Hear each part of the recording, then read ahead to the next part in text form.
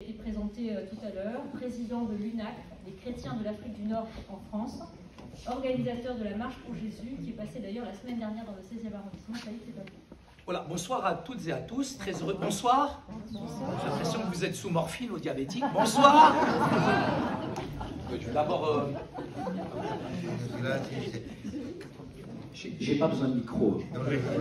Voilà, je vais d'abord peut-être me présenter, puis remercier en tout cas chaleureusement le curé de cette paroisse qui est vraiment magnifique. On est en plein quartier chaud, ça m'impressionne. Et Samia Karam, en tout cas pour l'organisation, et vraiment Patrick, en tout cas chaleureusement, avec tous les membres de la Credo qui pour moi sont une véritable famille. Je suis Saïd d'origine marocaine, c'est pas de ma faute, ne regardez pas comme ça madame.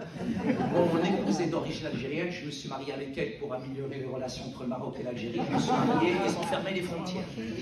Quand ça va marcher, cher monsieur. J'ai la chance d'être propriétaire de 2 enfants.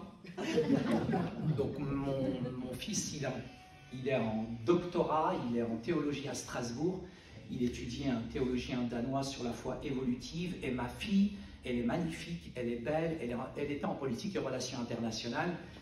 Et je suis un peu déprimé depuis la semaine dernière. Elle m'a présenté son fiancé, donc je vois un psy depuis quelques jours.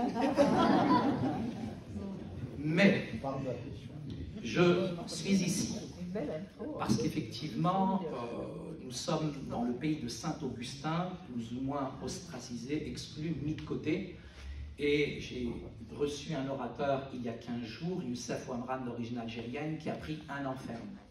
Et malheureusement, en France, on a cette liberté de pouvoir aller à l'église et on en jouit. Et merci, mon Dieu, pour ce beau pays qu'est la France. C'est l'un des plus beaux pays du monde.